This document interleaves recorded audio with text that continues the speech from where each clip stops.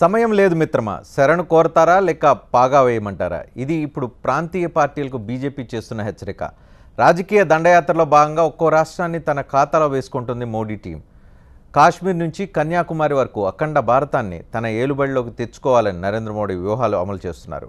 ఈ ప్లాన్కు జాతీయ పార్టీలే కాదు, ప్రాంతీయ పార్టీలు కూడా విలవిల్లాడుతున్నాయి.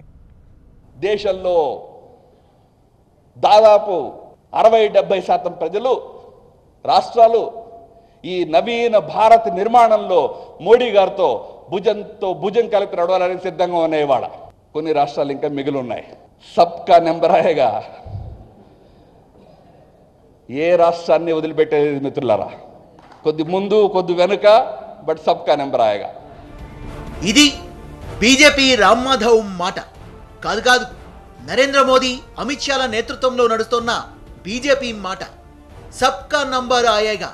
ఇస్ బార్ బీహార్ తర్వాత మరొకరి వంతు. నెక్స్ట్ టార్గెట్ ఎవరు? ఇప్పుడు దేశ రాజకీయాల్లో వినిపిస్తున్న మాట ఇది.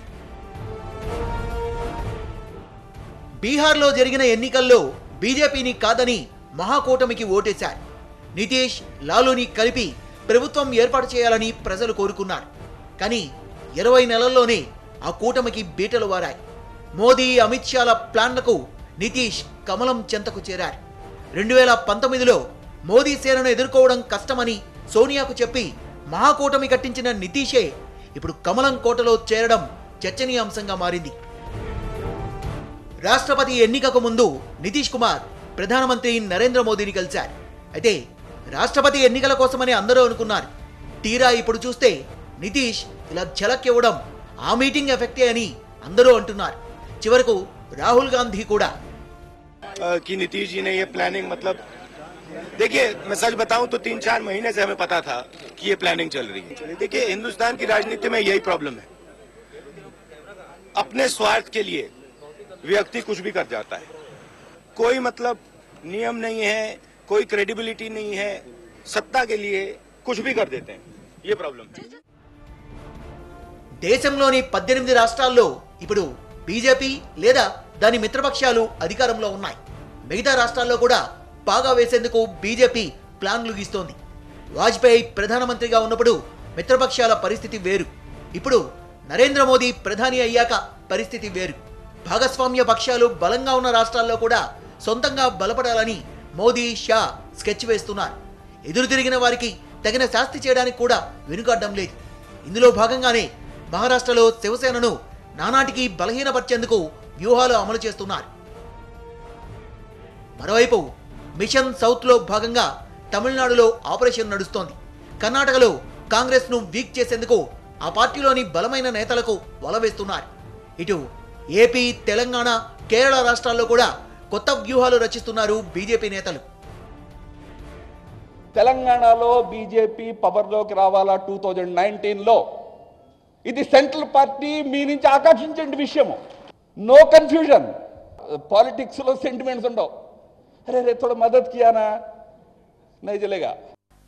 అన్ని రాష్ట్రాల్లో బీజేపీ ప్రభుత్వాలు లేదా బీజేపీ నియంత్రించే ప్రభుత్వాలు ఏర్పడాలి. ఇదొక్కటే టార్గెట్. ఇప్పుడు బీహార్ కథ ముగిసింది. నెక్స్ట్ టార్గెట్ ఎవరనేది ఇప్పుడు హాట్ టాపిక్గా మారింది. సబ్కా నెంబర్ ఆయగా, ఇది బీజేపీ చెప్తున్నమాట. సౌత్ కా నెంబర్ ఆయగా ఇప్పుడు బీజేపీని అడగాల్సిన పరిస్థితి ఇది. ఎన్వీఎస్ఎస్ ప్రభాకర్ మనతో ఉన్నారు బీజేపీ నుంచి, అదేవిధంగా వి హనుమంతరావు కాంగ్రెస్ పార్టీ నుంచి ఉన్నారు, మధు సిపిఎం పార్టీ నుంచి మనతో లైవ్లో అందుబాటులో ఉన్నారు. ఎన్వీఎస్ఎస్ ప్రభాకర్ గారు, మిమ్మల్ని అడుగుతున్నాను, సౌత్ కా నెంబర్ ఆయగా అంటే ఏం సమాధానం చెప్తారు? ఉత్తరాది అంత ఈజీనా సౌత్లో అడుగు పెట్టడం? ఒక ఉత్తరాదిలో కొన్ని రాష్ట్రాల్లో మీరు మెజారిటీ లేకపోయినా అక్కడ అధికారంలో రావడానికి రకరకాల ప్రయత్నాలు కొన్ని చేశారు. నిన్న బీహార్లో చేశారు, ఈరోజు ఇంప్లిమెంట్ చేశారు. కానీ సౌత్లో అంత ఆషామాషిన ప్రాంతీయ పార్టీలు లాంటి బలమైన పార్టీలు ఉన్న దగ్గర మీరు మీ ఇష్టం వచ్చినట్టు రాజకీయాలు చేయడానికి కానీ మీరు అధికారంలోకి రావడానికి కానీ? మేము రాజకీయాలు ఎక్కడ కూడా చేయటలేదండి. రాజకీయాలు మేము చేయడానికి 2019 ఎన్నికల వరకు మాకు కూడా సమయం ఉంది. కానీ బీహార్లో జరిగినటువంటి పరిణామాలు, వచ్చినటువంటి మార్పులు, మరి నితీష్ గారి యొక్క విధానాల్లో, ఆలోచనలలో మరి లగాతారుగా 1 సంవత్సరం నుంచి ఒకవైపున బీహార్ ప్రజలు మహాగఠబంధన్కి పట్టం కట్టినప్పటికీ కూడా అనేక అంశాలపైన మోడీ గారు తీసుకున్నటువంటి నిర్ణయాల్ని వారు సమర్థిస్తూ వచ్చారు. ముఖ్యంగా ప్రధానంగా డిమానిటైజేషన్ సంబంధించిన విషయంలోనే కాంగ్రెస్ వ్యతిరేకించింది, లల్లు గారు వ్యతిరేకించారు, ఇంకోరు కూడా వ్యతిరేకించారు. కానీ నితీష్ కుమార్ గారు మాత్రం బీహార్ యొక్క ఇంట్రెస్ట్ మేరకు సరే బీహార్ సబ్జెక్ట్ డిఫరెంట్ ప్రభాకర్ గారు వారు పేర్కొన్నారు. బీహార్ సబ్జెక్ట్ డిఫరెంట్ అంతా ఫిక్స్ అయిపోయి నిన్న అది బయటకు వచ్చింది. సరే డిమానిటైజేషన్ నితీష్ కుమార్ సపోర్ట్ చేశారని నితీష్ కుమార్ మోదీని వ్యతిరేకించి చాలా పెద్ద పెద్ద విషయాల్లో వ్యతిరేకించిన పరిస్థితి ఉంది. సిద్ధాంతపరంగా వ్యతిరేకించారు. బీహార్ ఎన్నికల క్యాంపెయిన్ లో ఇద్దరు పరస్పరం వాదులాడుకున్న చేసుకున్న కామెంట్లు వింటే ఎవరు కలుస్తారని చెప్పి ఎవరు ఊహించరు. కలిశారు, ఓకే. బీహార్కి సంబంధించి ఒక ప్రయత్నం జరిగింది. నేను అంటూ ఉన్నాను, ఇటువంటి ప్రయత్నాలు మిగతా రాష్ట్రాల్లో సక్సెస్ అవుతాయా? మీరు 12 రాష్ట్రాల్లో అధికారంలో ఉన్నారు, మీరు మిగతా రాష్ట్రాల్లో రావటం అంత ఈజీనా? మేము ఎక్కడ కూడా రాజకీయ ప్రయత్నం చేయటం లేదు. రాజకీయంగా ఒక పార్టీని చీల్చాలని కానీ ఒక ప్రభుత్వాన్ని పడగొట్టాలని కానీ గోవాలో చేసిందేంటి, గోవాలో చేసిందేంటి, మణిపూర్లో చేసిందేంటి, త్రిపురలో చేసిందేంటి, తమిళనాడు ప్రస్తుతం జరుగుతున్నదేంటి, ఉత్తరాఖండ్లో జరిగిందేంటి?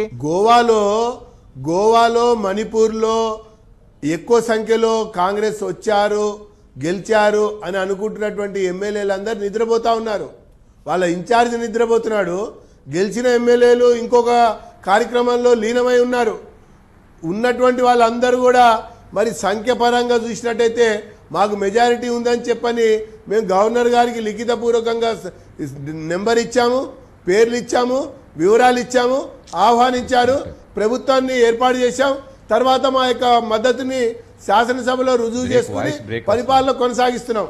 అంతేగాని మేము ఏ రకంగా ఎవరిని కూడా ఇబ్బంది పాలు చేయలే. ఆ సంఖ్య ఎక్కువ ఉన్నప్పుడు కాంగ్రెస్ పార్టీనే ఏర్పాటు చేయాల్సింది.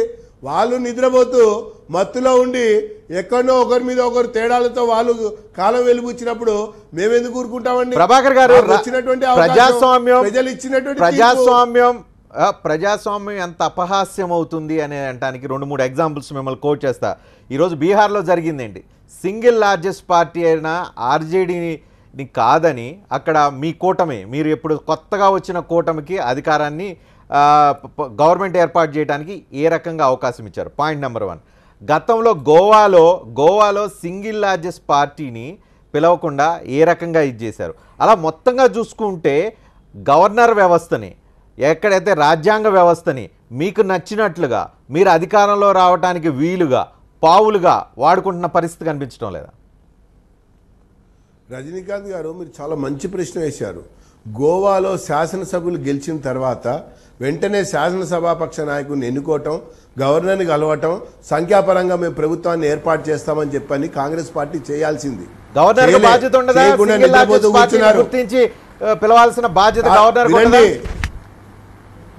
గవర్నర్ గారికి సంఖ్య ఎవరు చూపిస్తారు, ఎవరు మద్దతు కూడగడతారు, ఎవరు గెలిచినటువంటి శాసనసభ్యుల్లో హాఫ్ కంటే ఎక్కువ ఉంటుంది అన్నటువంటి వివరాలు మేము చూపించగలిగాం, పరేడ్ చేయగలిగాం, నమ్మకం కలిగింది.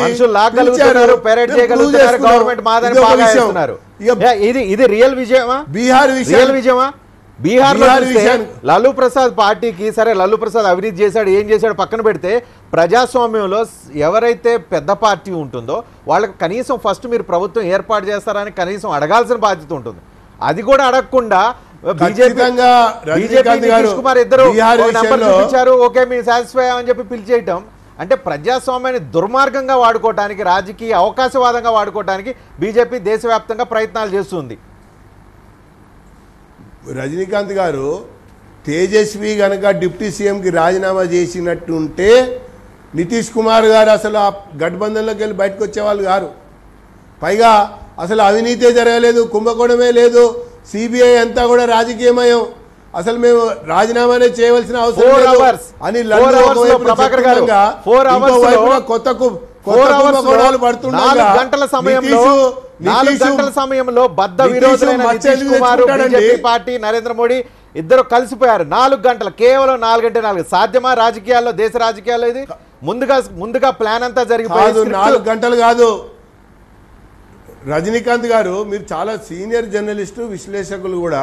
4 గంటలు కాదు, మీరు చూసినట్టయితే గత సంవత్సరంన్నర నుంచి కూడా డిమానిటైజేషన్ సమర్థించడం, తర్వాత మద్యం రద్దు చేస్తే, మద్యం నిషేధం చేస్తే మోడీ గారు ప్రశంసించడం, తర్వాత మొన్న రాష్ట్రపతి దాంట్లో ఎన్డీఏకి మద్దతు పలకటం, పరిపాలన పరమైనటువంటి విషయాల్లో బీహార్ యొక్క అభివృద్ధి విషయంలో కేంద్రం ఉదారంగా వివరించడం, నితీష్ గారు కూడా స్కీమ్ అంతా ఎప్పుడు అయిపోయింది, రాష్ట్రపతి ఎన్నికల కోసం వెయిట్ చేసి ఇప్పుడు వదిలారని చెప్పి ఎందుకు అనుకోకూడదు?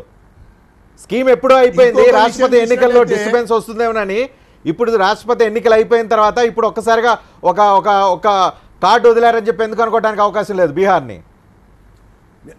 ఇప్పుడు అందుకనే చెప్తున్నా, ఇప్పుడు ఈ కేసులన్నీ వచ్చాయి కదా, లల్లూ ప్రసాద్ యాదవ్ మీద ఒక్కొక్క కేసు, నితీష్ కుమార్ కి ఈ రోజే జ్ఞానోదయం కలిగిందా? మీద కూడా పెరుగుతుంది నితీష్ కదా, కుమార్ కి ఈ రోజే జ్ఞానోదయం ఉందా? లాలూ ప్రసాద్ అలాంటోడు, లాలూ ప్రసాద్ గట్టి స్కామ్ లో ఉన్నాడు, ఇంకా స్కామ్ లో ఉన్నారు, ఆయన పిల్లల స్కామ్ లో ఉన్నారు. ఈ విషయం ఇంతకు ముందు ఎన్నికల్లో పోటీ చేసేటప్పుడు తెలీదా?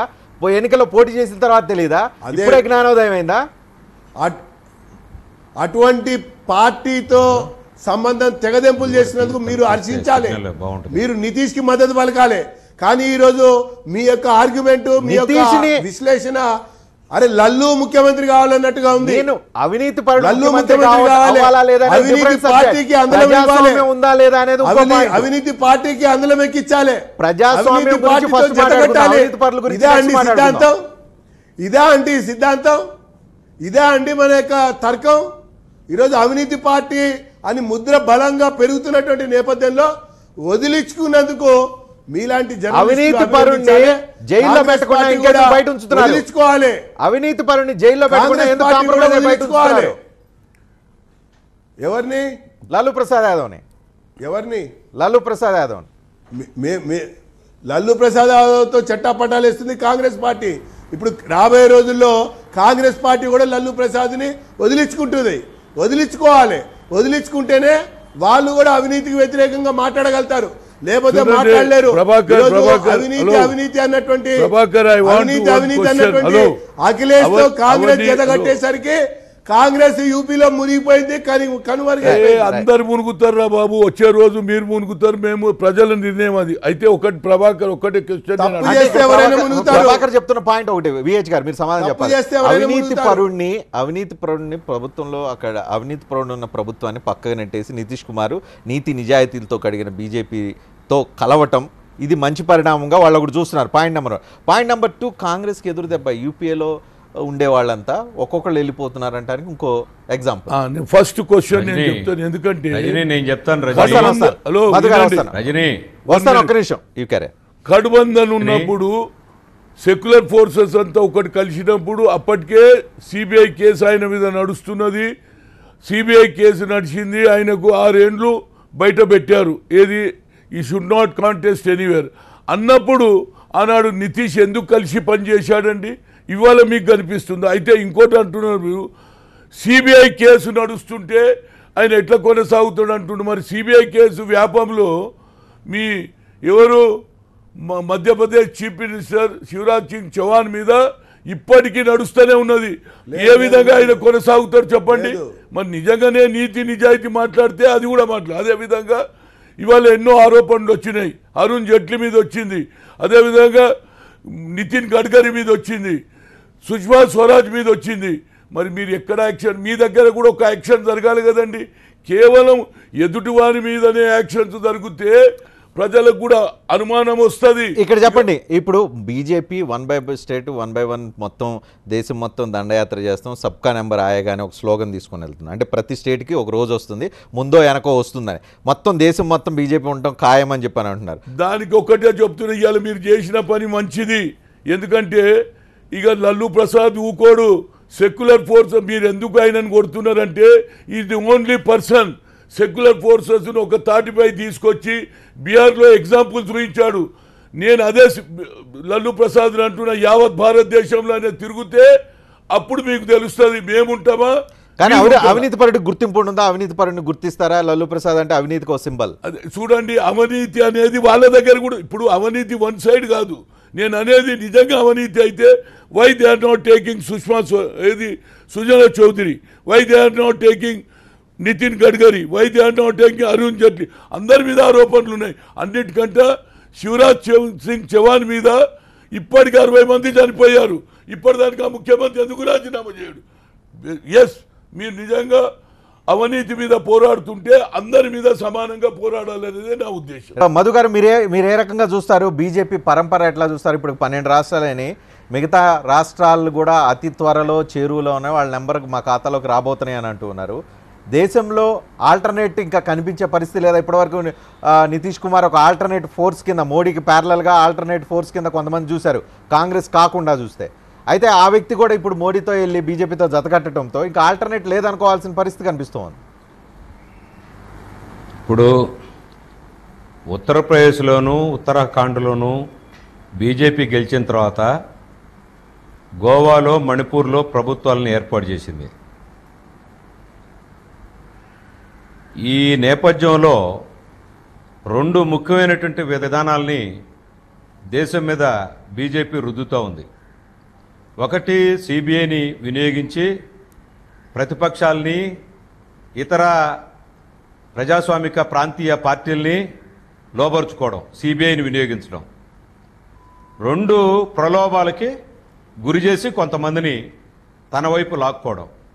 ఈరోజు నితీష్ కుమారు బీహార్లో అనుసరించిన పద్ధతి, బీహార్ రాష్ట్రంలో బీజేపీ యొక్క గాలిని, మతోన్మాదాన్ని అడ్డుకున్నది గ్రాండ్ అలయన్స్.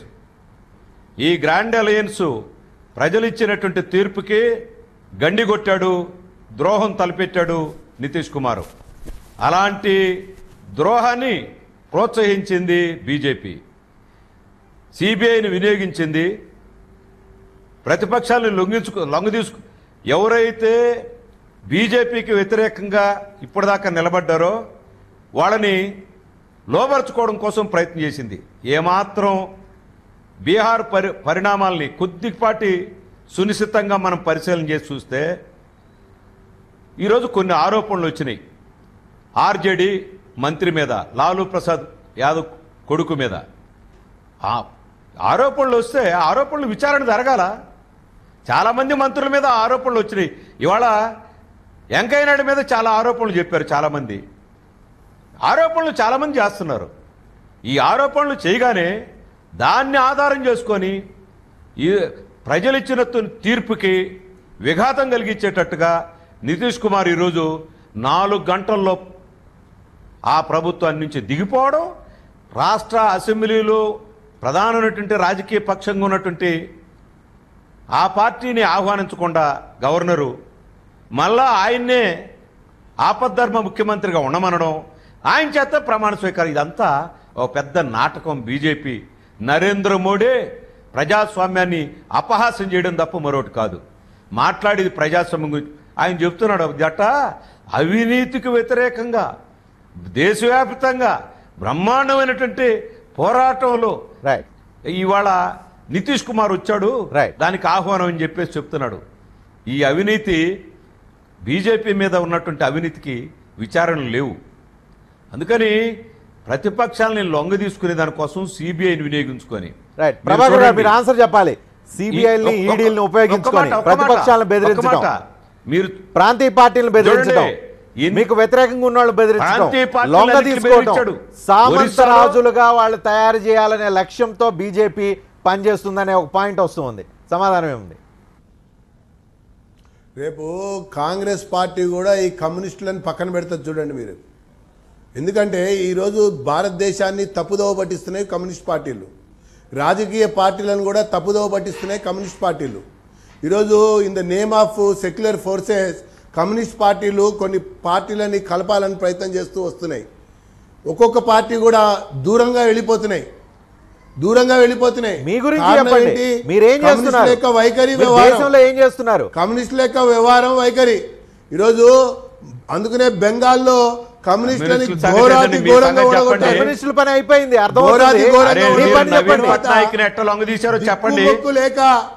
దిక్కుమొక్కు లేక ఈరోజు మమతతో కలిసి నడవటానికి ముందుకు వస్తున్నారు.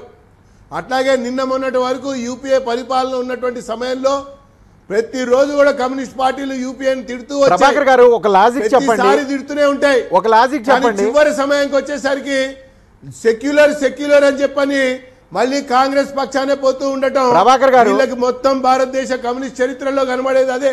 ప్రభాకర్ గారు ఏ రాష్ట్రంలో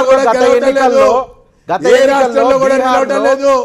ఏ రాష్ట్రంలో కూడా కుమార్, ఎదగడం లాలు లేదు. కలిసి పోటీ చేశారు. ఇలాంటి బూజు పట్టినటువంటి కమ్యూనిస్ట్ యొక్క విధానాలతో దేశాన్ని భ్రష్టు పట్టించాలని ప్రయత్నం చేయటం వల్లనే కమ్యూనిస్టు నాయకులందరూ కూడా ఎక్కడికక్కడికి సన్యసించాల్సి వచ్చిందని చెప్పి నేను మనవి చేసుకుంటూ ప్రభాకర్ గారు వినండి, ఒక నిమిషం. అందుకనే ఆ పార్టీని వదిలి దూరం పోయినటువంటి విషయాన్ని నేను గుర్తు చేస్తున్నా. ప్రభాకర్ గారు, పైగా రెండో విషయానికి వస్తే మేము ఏ పార్టీని చీల్చలేదు, మేము ఏ పార్టీని చీల్చలేదు, ఏ పార్టీని భయపెట్టలేదు, ఏ పార్టీ యొక్క ప్రభుత్వాన్ని కూడా పడగొట్టాలని చెప్పి ప్రయత్నం చేయలేదు.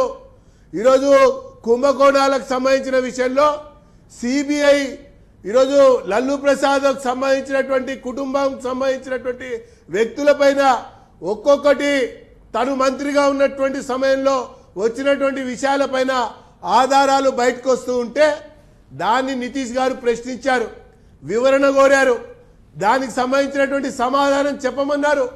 చెప్పమంటే అసలు కానే కాదు, కుదరదు, మేము ఎక్కువగా ఉన్నాం, మా మద్దతుతో నువ్వు నడుస్తూ నువ్వు మమ్మల్ని ప్రశ్నిస్తావా? కానీ ఇక్కడ ఒక విషయం చెప్పండి, గత ఎన్నికల్లో నితీష్ లాలు కలిసి పోటీ చేశారు, ప్రజలు నితీష్ లాలు కలిపి కమ్యూనిస్ట్ పార్టీలు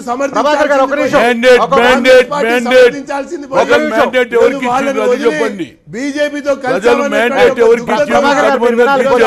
పరులకి వత్తాసు పలకాలని ప్రయత్నం చేయటం ఎంత మాత్రం కరప్షన్ అంటున్నారు. మీ పార్టీలు ఉన్న వాళ్ళని ఎప్పుడు ఎంక్వైరీ చేస్తారో అది చెప్పండి.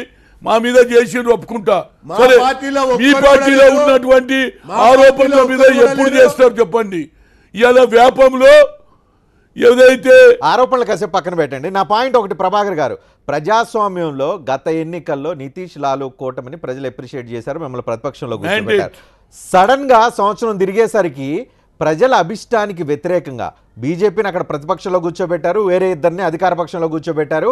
వీళ్ళిద్దరిలో ఒకళ్ళని ప్రతిపక్షానికి నెట్టి ప్రతిపక్ష పార్టీ అధికార పార్టీగా మారిపోవడం అంటే ప్రజల అభిష్టానికి వ్యతిరేకంగా అంటే ఇదేనా ప్రజాస్వామ్యం? ఇదేనా బీజేపీ చెప్పే నీతులు? ఇదేనా బీజేపీ దేశంలో ప్రజాస్వామ్యాన్ని సెట్ చేద్దామని అనుకుంటున్న తీరు?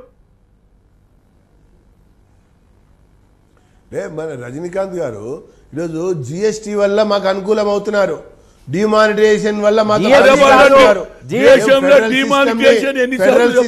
బలం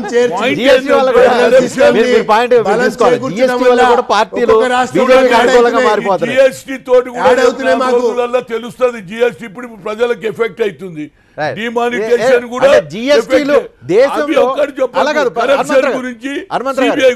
మీరు చెప్పండి.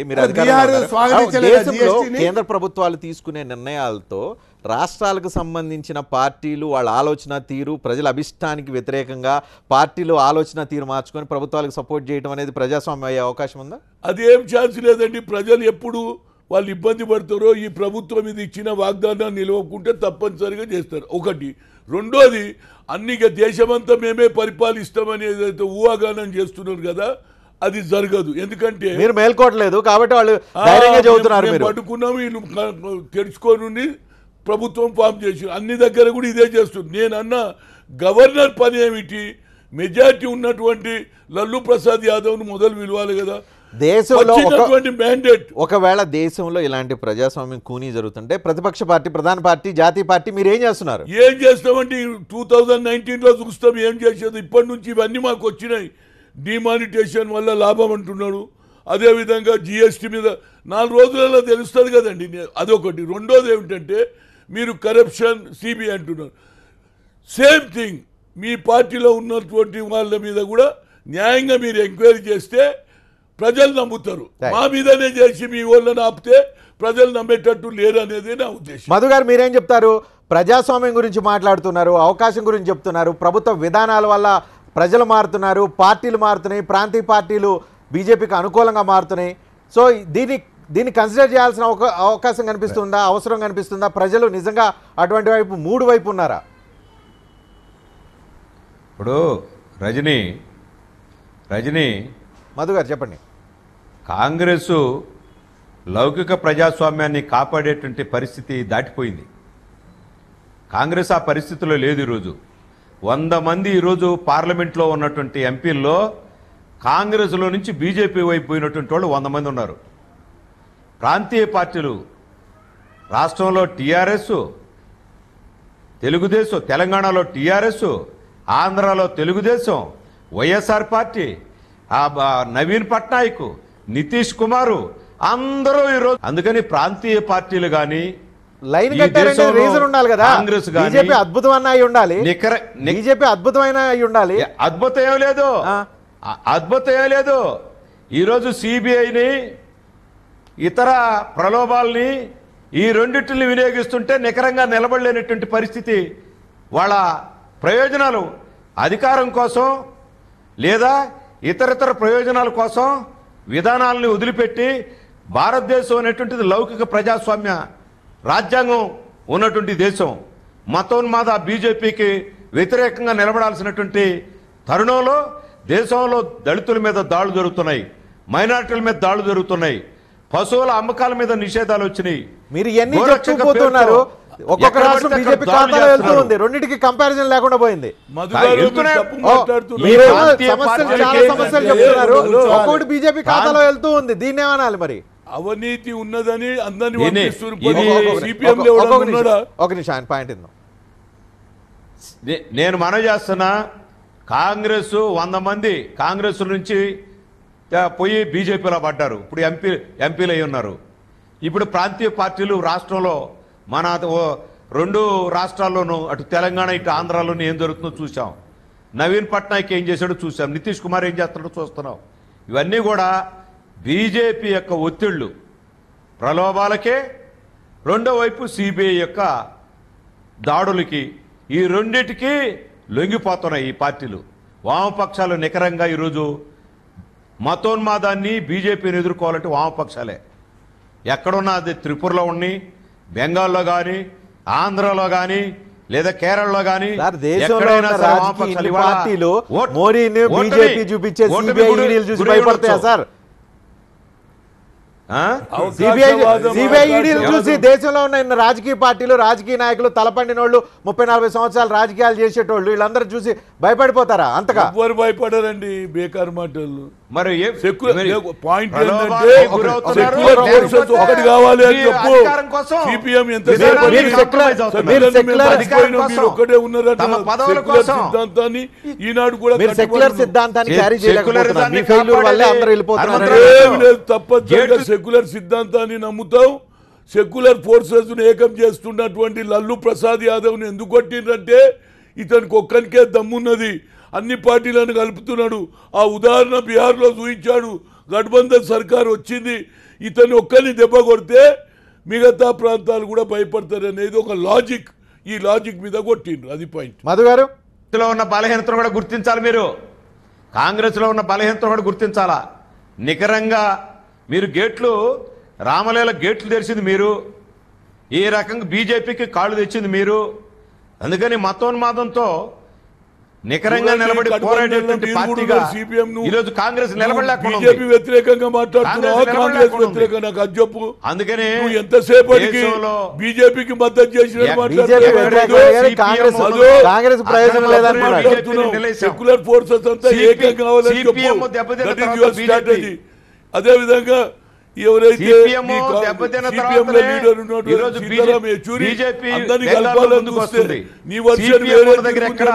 కాంగ్రెస్ బీజేపీ కానీ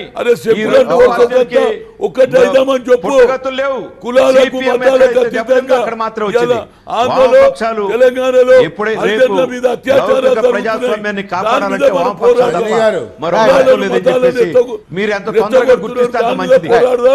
దాని ద్వారా బీజేపీ తోటి ఫైట్ చేద్దామని చెప్పు. అది నా రిక్వెస్ట్. రైట్. ప్రభాకర్ గారు, రజనీ గారు, గతంలో కమ్యూనిస్ట్ పార్టీలు కొన్ని అంశాలపైన విధానపైన నిర్ణయాలు ప్రకటించేవి అధ్యయనం చేసి. కానీ ఇప్పుడు ఈ మధ్య కాలంలో కమ్యూనిస్టులు ఆ రకంగా అధ్యయనం పోయింది, ఆ రకంగా ప్రత్యామ్నాయ విధానం పోయింది. దాంతోపాటుగా అవకాశవాద రాజకీయాలకి పరాకాష్ఠగా కమ్యూనిస్టుల యొక్క వ్యవహార శైలి మారింది. ఈరోజు కమ్యూనిస్టులు కాంగ్రెస్ ని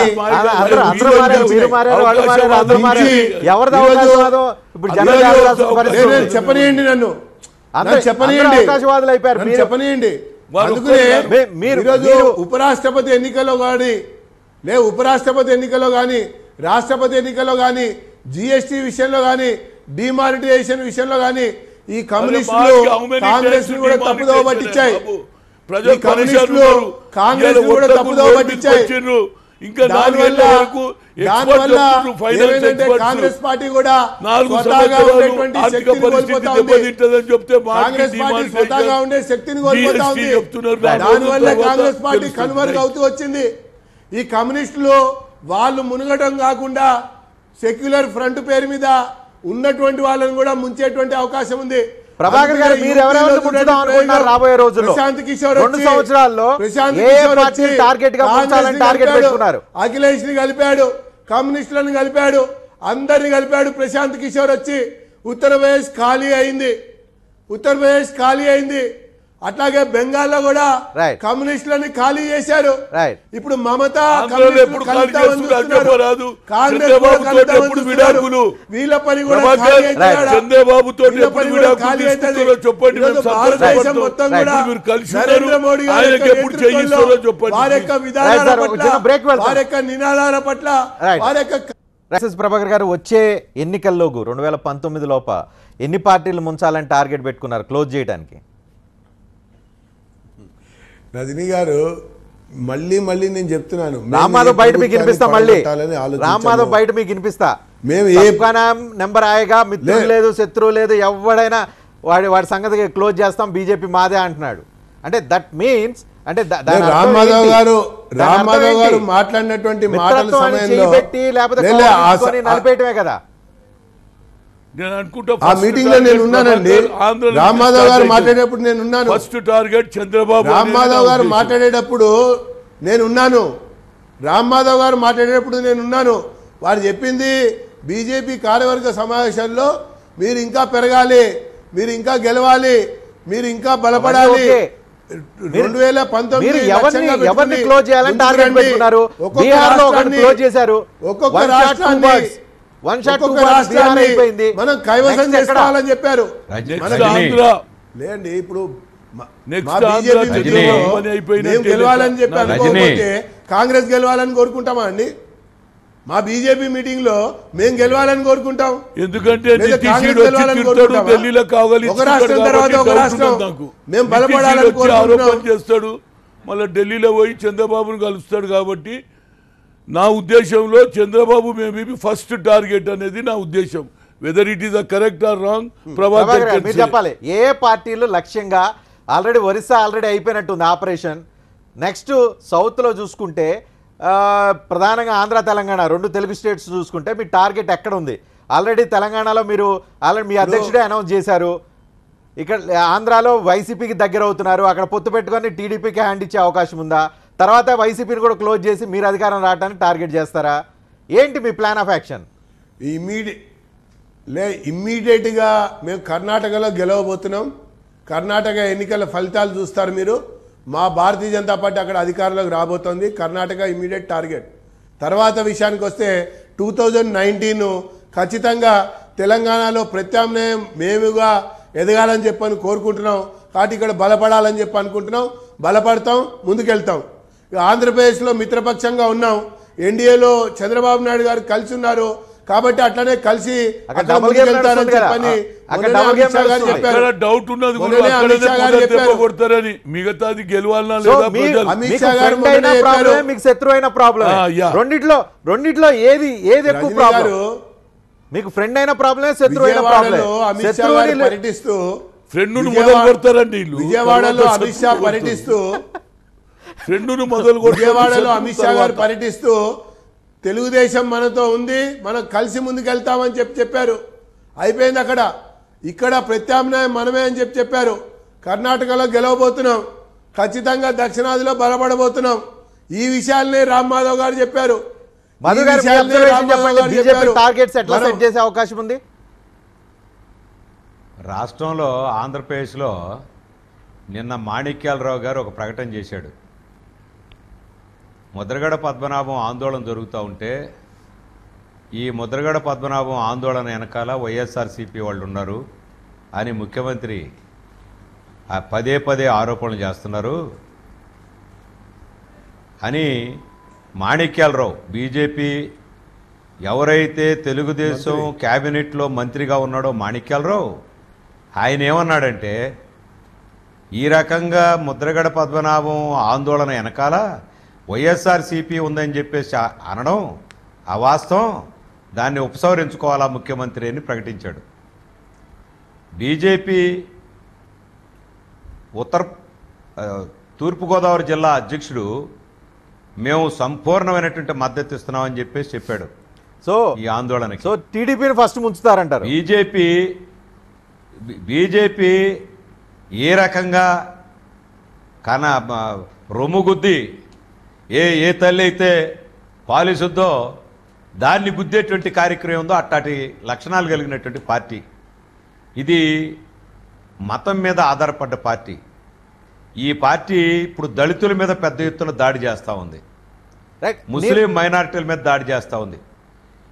ఈ పార్టీ ఇప్పుడు తనకు అడ్డం మాట లేదు. ఎవరు అనుకుంటే వాళ్ళ మీద ప్రారంభించి ప్రయత్నం చేస్తుంది. అయితే ఆంధ్రలో అంత తేలిక కాదు. దీనికి ఇంక 2 సీట్లు కూడా రావు. 2019లో ఆంధ్రలో రావు, తెలంగాణలో ప్రభాకర్ ఏదో అనుకుంటున్నాడు 5కి ఇంకొకటి కూడా రావు. తెలంగాణ కూడా ఉన్నాడు, ఆయన కూడా అది కూడా గ్యారెంటీ లేదు, అది కూడా గ్యారెంటీ లేదు. నేను మీకు మనవి చేస్తున్నా, చూస్తారు కదా మీరే, స్కోప్ లేదు, మీరే చూస్తారు మేము ఎలా గెలుస్తామో కూడా. నువ్వు గెలిచింది ఏదో నాకు తెలుసు, నీ నియోజకవర్గం అంతా తెలుసు, అంతా తెలుసు నాకు. మీరు ఎట్ట గెలిచింది తెలుసు. పాయింట్ ఏంటంటే మధు గారు, పాయింట్ ఏంటంటే సంతోషమే. బీజేపీ దేశం మొత్తం విస్తరించాలనుకుంటే ఆంధ్ర తెలంగాణనో లేకపోతే ఒరిస్సానో కేరళనో తమిళనాడు ఎక్సెప్షన్ కాదు కదా, మొత్తం వచ్చే అవకాశం కనిపిస్తుంది. వాళ్ళు ఒక్కొక్క దగ్గర ఒక్కొక్క ప్లాన్ ఆఫ్ యాక్షన్ తో వెళ్ళే అవకాశం కనిపిస్తుంది. శత్రువు అయితే ఇంకో వేరే మనకి సంబంధం లేని పార్టీ అయితే ఇంకా తొందరగా ఇలా చీల్చడం, దగ్గర చేయటం, వాళ్ళని రకరకాలుగా ఇది చేయటం, ఇవన్నీ జరుగుతాయి. కానీ వీళ్ళ టార్గెట్స్, బీజేపీ చేస్తున్న పొలిటికల్ టార్గెట్స్ని ఎంతవరకు తట్టుకొని నిలబడగలిగే శక్తి ప్రాంతీయ పార్టీలకు కానీ మిగతా వాళ్ళకి కానీ ఉందనుకుంటున్నారు? ఇది తాత్కాలికమైనటువంటి పరిణామం. ఇప్పుడు జరిగిన 12 రాష్ట్రాల్లో కొన్ని పరిణామాలు ఇవి. ఇప్పుడు స్టార్ట్ అయింది బీజేపీ వ్యతిరేక వాతావరణం ప్రారంభమైంది దేశం మొత్తం మీద. డిమానిటైజేషన్ వల్ల ఎంత ప్రమాదం వచ్చిందో చూస్తున్నాం. జిఎస్టీ చిన్న వ్యాపారస్తులందరినీ మింగేస్తూ ఉంది. చిన్న చేపని పెద్ద చేపలు మింగేసినట్టుగా ఈ జిఎస్టీ యొక్క లక్షణమే అది. వర్తక రంగం, బట్టల వ్యాపారస్తులందరూ దెబ్బతినిపోతున్నారు, చిన్న చిన్న హోటల్స్ వాళ్ళందరూ దెబ్బతినిపోతున్నారు, చిన్న మందుల షాపుల వాళ్ళందరూ అన్ని రకాల చిన్న రాష్ట్రంలో చెప్పుల షాపుల వాళ్ళందరూ దెబ్బతినిపోతున్నారు. ఒకప్పుడు ఎవరైతే బీజేపీని ఆహ్వానించి ఓట్లేశారో వాళ్ళందరూ ఇప్పుడు జిఎస్టీ మీద తిరగబడుతున్నారు. కమ్యూనిస్టులు కాదు వాళ్ళు సాధారణటువంటి ప్రజలు. ఇంతకుముందు బీజేపీ ఏదో దేశానికి ఒరగబెడుతుందని చెప్పి ఆశించి ఓట్లేశారే, ఆ తరగతి అంతా కూడా ఇప్పుడు స్టార్ట్ అయింది. మొన్న పశువుల యొక్క వ్యాపారం మీద చెప్పండి. ప్రభాకర్ ఏమంటాడంటే దండయాత్ర అంటే కొన్ని చోట్ల సాధ్యం కాదు, కొన్ని చోట్ల సాధ్యమవుతుందని కాదు కదా. టార్గెట్స్ ఎట్లా సెట్ చేసే అవకాశం ఉంది? వాళ్ళు ఒకటే ఊహించుకుంటున్నారండి. కర్ణాటకలో మా గవర్నమెంట్ వస్తుంది, తర్వాత తెలంగాణలో మేము తెస్తాము అనే ఆలోచనలు ఉన్నారు తప్పితే కర్ణాటకలో అంతా ఈజీ కాదు. సిద్ధరామయ్య బలమైన బీసీ నాయకుడు, పవర్ఫుల్ నాయకుడు, అక్కడ మీరు ఏం చేయలేరు. ఇకపోతే తెలంగాణ సుసాధ్యం చేశామని చెప్పి చెప్తున్నారు. నార్త్ ఈస్ట్ స్టేట్స్ లో సింగిల్ సీట్ లేదనుకుంటే అక్కడ గణనీయమైన సీట్లు కొన్ని రాష్ట్రాల అధికారం వచ్చిన పరిస్థితి. అలాంటప్పుడు ఇదంతా అనే చెప్పే పరిస్థితి ఉంటుంది.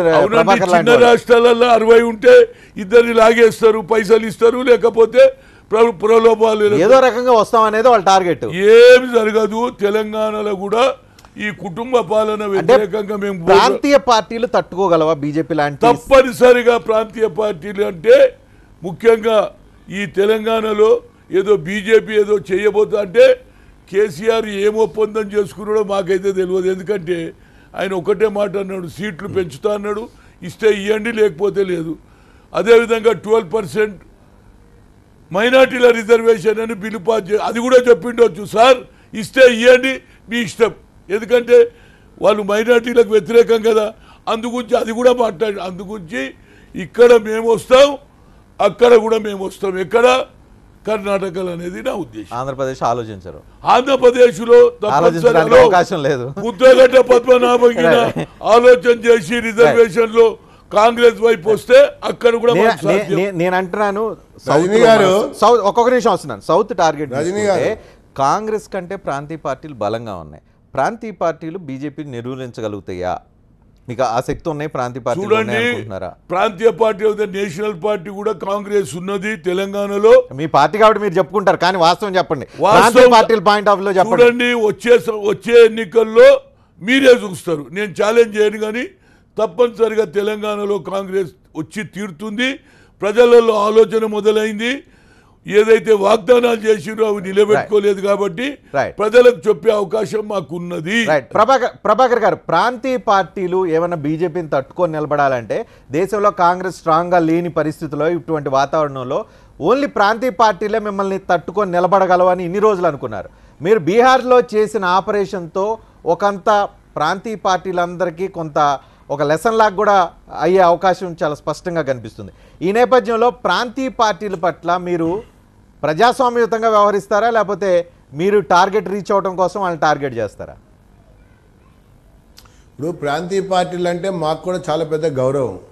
తర్వాత ఫెడరల్ స్ఫూర్తి భారతీయ జనతా పార్టీ యొక్క మూల సిద్ధాంతంలోనే మొదటి నుంచి అందుకే మహారాష్ట్రలో శివసేనని, ఇక బీహార్లో దాంతో పాటుగా మోడీ గారు కూడా ఒక మాట చెప్పారు. ఇది టీమ్ ఇండియా అని చెప్పారు. ఇది టీమ్ ఇండియా అని చెప్పారు. ఎవరికి చెప్పారు? అందరికి చెప్పారు. టీమ్ ఇండియా అని. అన్ని రాష్ట్రాల ముఖ్యమంత్రులకు కూడా టీమ్ ఇండియా అని చెప్పారు. కాబట్టి ఒక్కొక్క విధానంతో ఒక్కొక్క రాష్ట్రానికి సంబంధించినటువంటి ప్రజలని ఆకట్టుకుంటున్నారు, బలపడుతున్నారు. ఆ తర్వాత ఎన్నికలు వచ్చినప్పుడు విజయపదంలో గెలుస్తున్నారు. కాబట్టి అది ప్రాంతీయ పార్టీ, జాతీయ పార్టీ, లేదా ఇంకొక రకమైనటువంటి ఒక సైద్ధాంతికమైనటువంటి పార్టీ అన్నది ఇక్కడ ప్రధానం కాదు. ఈరోజు ప్రధానమంత్రి యొక్క విధానాలతో అందరి యొక్క హృదయాలని ఆకట్టుకుంటున్నాడు. అన్ని రాష్ట్రాల్లో కూడా చొచ్చుకొని పోతున్నారు. ఇప్పటి వరకు రకరకాలుగా మాటలు చెప్పినటువంటి వాళ్ళందరూ కూడా కళ్ళు తెరిచి మోడీ గారి వెంట నడవడానికి సిద్ధమవుతున్నారు. ఇది జరుగుతున్నటువంటి చరిత్ర, జరగబోయేటువంటి చరిత్ర. ఖచ్చితంగా అబ్కా బారీ सबका बारी, आने वाली दिनों भाजपा का ही है. भाजपा की का आखिरी दिन आ रहा 2019 में. ఎందుకంటే మాటలు ఎక్కువ చెప్పి మన్ కీ బాత్ లో వేరేవాడు మాట్లాడే ఛాన్స్ లేదు. మన్ కీ బాత్ ఆయన్నే మాట్లాడతాడు, క్వశ్చన్ ఎవరు వేయలేరు. ఇప్పటి వరకు భారతదేశంలో ఏ పేదవాడికి పోయిండు చెప్పండి. ఆయన విదేశాలలో ఈ చెప్తున్నా, your prime minister is more popular out of country, not India. How many times is in India? How many? ఏ ప్రధానమంత్రి ఇప్పటికి 60 సార్లు. మీరు ఎట్లా అంటారు? దేశంలో అత్యధిక స్థానాలు సాధించిన ఏకైక పార్టీ ప్రస్తుతం చాలా కొన్ని సంవత్సరాల దశాబ్దాల తర్వాత బీజేపీకి మాత్రమే సింగిల్ గా అధికారంలోకి రావడానికి తగ్గ నెంబర్ ఉన్న పాపులర్ కాదని ఎట్లా అంటారు? మోదీ పాపులర్ కాదని ఎట్లా అంటారు? విదేశాలలో పాపులర్ అంటున్నా. ఎందుకంటే ఇక్కడ తిరగనే నేను అనేది, ఇక్కడ ఏ పేదవాడు ఇంతమంది రైతులు చచ్చినా ఎక్కడన్నా పోయిండా అనేది ఆయన ఓన్లీ టీవీలలో. ఓకే, కానీ popular Modi is popular person. వాళ్ళకు పాపులర్, మాకైతే పాపులర్ కాదు. వాళ్ళకు ఉండొచ్చు. కానీ మోదీని నిలువరించగలిగిన శక్తి, బీజేపీని ప్రస్తుతం కనుచూపు మేరలో నిలువరించగలిగిన శక్తి కష్టంగా కనిపిస్తుంది. ఎనీ టైం ఏదన్నా జరగవచ్చు, ఏది పర్మనెంట్ కాదనేది నా ఉద్దేశం. అంటే ఏదో ఒకటి జరిగిద్దని ఎదురు చూడటం తప్ప జరగటం కోసం ప్రయత్నం అనేది కాంగ్రెస్ నుంచి కానీ మిగతా వాళ్ళ దగ్గర నుంచి. అంటే నితీష్ కుమార్ కూడా పోయిన తర్వాత థర్డ్ ఆల్టర్నేట్ గురించో లేకపోతే న్యూట్రల్ పర్సన్ అనో చెప్పిన తర్వాత ఇంకెవరు ఏమనుకున్నాం? నెక్స్ట్ ఆల్టర్నేట్ అద్వానీ అనుకున్నాం. ఓట్లు చేసినా లేదా అంటే ఏదన్నా జరగవచ్చు అనేది నా ఉద్దేశం. రైట్. మధు గారు, మీరు ఫైనల్ కామెంట్ ఏమని చెప్తారా? మధ్యప్రదేశ్ లో రైతాంగంలో వచ్చిన తిరుగుబాటు ఏమిటి రజనీ? మధ్యప్రదేశ్లో, మహారాష్ట్రలో, రాజస్థాన్లో, గుజరాత్లో రైతాంగం ఈ 2-3 సంవత్సరాల కాలంలోనే ఎక్కడైతే బీజేపీ ఉందో ఆ రాష్ట్రాల్లో వాళ్ళ యొక్క రుణం, రైతుల యొక్క రుణం మాఫీ చేయాలని, రైతాంగానికి గిట్టుబాటు ధరలు కావాలని ఏవైతే వాగ్దానాలు చేసిందో బీజేపీ, నరేంద్ర మోడీ ఎన్నికల వాగ్దానం చేసిందో అటన్నిటిని తుంగలో దొక్కారు. వెంటనే అట్లా అమలు జరపాలని చెప్పి ఈరోజు ఈ అన్ని ఎట్లా మధు గారు? బీజేపీ దండయాత్ర ఆపగలిగే పార్టీ మాఫీ చేశాము, మహారాష్ట్రలో మాఫీ చేశాము, మధ్యప్రదేశ్లో మాఫీ చేశాము, రైతుల యొక్క ఉద్యమము మీరు లేపితే ఒక నిమిషం మధు గారు, రాజకీయంగా మీరు లేపితే ప్రభాకర్ గారు, ఒక నిమిషం. రైతులు అర్థం చేసుకుని కామ్గా ఉన్నారు. మధు పాయింట్ విందాం ఒక నిమిషం. బీజేపీ దండయాత్రని ఆపగలిగే వ్యక్తి గాని పార్టీ గాని ఉందా? ఖచ్చితంగా ఇప్పుడు మధ్యప్రదేశ్లో జరిగినటువంటి రైతుల యొక్క ఆందోళన, రాజస్థాన్ ఆందోళన, మహారాష్ట్రలో జరిగిన ఆందోళన, గుజరాత్లో ప్రారంభమైన ఆందోళన, ఇవన్నీ బీజేపీ పాలిత రాష్ట్రాలు. ఈ ప్రాంతాల్లో ఎంత పెద్ద 6-7 రైతుల్ని కాల్చేశారు. దట్స్ ఓకే, జరిగినాయి కాదట్లేదు. నిర్వహించగలగటం పార్టీ నిర్వహించగలగటం. యూపీలో రేపు చూడండి, యూపీలో రైతులకేమో రుణమాఫీ అమలు జరుపుతావా? దేశం మధ్యప్రదేశ్లో అమలు జరపవా? రైట్, అవన్నీ యూపీలో ఏ ఎన్నికల కోసం వ్యక్తికి, చేస్తావా? ఏ పార్టీకి ఆ శక్తి ఉంది అనేది నా పాయింట్. నేను చెప్పేది ఏంటంటే, నరేంద్ర మోడీ ఏదో పాపులరా అవునా కాదా అని మీరు చర్చిస్తున్నారు. సమస్య ఈరోజు ఈ 3 సంవత్సరాల కాలంలోనే రైతాంగం చాలా పెద్ద ఎత్తున బీజేపీ పాలిత 4 రాష్ట్రాల్లో బజార్లోకి వచ్చారు, రోడ్డు మీదకి వచ్చారు, పెద్ద ఎత్తున ఆందోళన చేశారు. రైట్, హనుమంతరావు గారు, పార్టీ వ్యక్తి పరిణామం గురించి నేను అడుగుతున్నాను. కాంగ్రెస్ పార్టీయా, రాహుల్ గాంధీనా, ప్రియాంక గాంధీనా, ఇంకెవరన్నానా? గత ఎన్నికలు 2014లో సౌత్లో ప్రధానంగా బీజేపీ హవాని నిలువరించగలిగినాయి. తమిళనాడు కానీ, ఆంధ్రప్రదేశ్ కానీ, ఈవెన్ ఇక్కడ తెలంగాణ టీఆర్ఎస్ కానీ ఈ పార్టీలను నిలువరించగలిగిన పరిస్థితి ఉంది. ఈవెన్ కేరళలో కూడా. ఈసారి ఉంటుందా అది? రజనీకాంత్ గారు నేను ఇండివిజువల్గా మాట్లాడాను, కానీ నాకు ఒకటి ఆలోచన ఏమిటంటే, బీహార్లో ఎట్లయితే గఠబంధన్ సర్కార్ సెక్యులర్ ఫోర్సెస్ గిన ఒకటైతే అందరం కలిసి నరేంద్ర మోడీ బీహార్ తర్వాత ఇంకొంచెం ఎవరికైనా హోప్ ఉన్న వాళ్ళకి హోపులు పోయినాయి. ఏమి లేదు, తప్పనిసరిగా లల్లు ప్రసాద్ యాదవ్ దేశం మొత్తంలో తిరిగి లల్లు ప్రసాద్ నమ్ముకొని కాంగ్రెస్ పార్టీ పాయింట్ ఆయన రాహుల్ గాంధీ ఏమైపోయాడు, సోనియా గాంధీ ఏమైపోయింది, ప్రియాంక గాంధీ రాహుల్ గాంధీ కాంగ్రెస్ ఉంటది, కానీ అన్యాయం జరిగిందని ఆయన గ్రామాలలో తిరిగితే ఒక మెసేజ్ పోతుంది అనేది నా ఉద్దేశం. ప్రభాకర్ గారు, మీరేమనుకుంటున్నారు? మీరు నిలువరించగలిగే శక్తి లాలూ ప్రసాద్ కానీ ఇంకోళ్ళకి ఉంటుంది అంటున్నారు. మీరేమన్నా చెప్పగలుగుతారా కామెంట్? రజనీ గారు, రాహుల్ గాంధీ ఏమో పార్ట్ టైం లీడర్, కమ్యూనిస్టులు ఏమో ఇప్పుడు ఆపర్చునిస్టిక్ లీడర్స్ అయ్యారు. తర్వాత మిగతా బీజేపీ పార్టీలు ఏవైతే లల్లు ప్రసాద్ ఏమో కరప్ట్ లీడర్ అయిపోయాడు. లల్లు ప్రసాద్ ఏమో కరప్ట్ లీడర్ అయిపోయాడు. ఈరోజు అవకాశవాద రాజకీయాలు నడుస్తున్నాయి కాబట్టి నరేంద్ర మోడీ గారికి దేశంలో తిరుగులేదు. ప్రజల యొక్క విధానాలతో, అభివృద్ధితో, సెక్యులర్ ఫోర్సెస్ కార్యక్రమాలతో అందరి యొక్క హృదయాల్ని ఆకట్టుకుంటున్నాడు. మళ్ళీ ఆయనే గెలుస్తాడు. ఆయనే గెలుస్తాడు. ఉత్తరాదైనా, దక్షిణాదైనా, తూర్పైనా, ఈశాన్యమైన దేశమంతా కూడా మరొకసారి మోడీ గారి నేతృత్వంలో, నాయకత్వంలో మళ్ళీ బీజేపీనే అధికారంలోకి వస్తుందని చెప్పి నేను తెలియజేసుకుంటున్నాను. చూద్దాం. నెక్స్ట్ ఎలక్షన్స్ మాత్రం కీలకం. కాకపోతే బీహార్ పరిణామాలు మాత్రం ప్రాంతీయ పార్టీలకు ఒక లెసన్గా కనిపిస్తూ ఉన్నాయి. ప్రాంతీయ పార్టీలు అత్యంత జాగ్రత్తతో ఉండాల్సిన అవసరం ఉంది. ప్రధానంగా ప్రాంతీయ పార్టీలు సౌత్ ఇండియాలో ఉన్నాయి కాబట్టి సౌత్ ఇండియాలో ఆ జాగ్రత్తలు ప్రాంతీయ పార్టీలు తీసుకుంటాయా లేదా బీజేపీకి సరెండర్ అయిపోయే పరిస్థితి ఉంటుంది అనేది రాబోయే రోజుల్లో జరిగే రాజకీయాల్లో స్పష్టంగా తెలిసే అవకాశం ఉంది. Thank you very much. Andhra చర్చలో పాల్గొని చూస్తున్నామండి టీవీ9.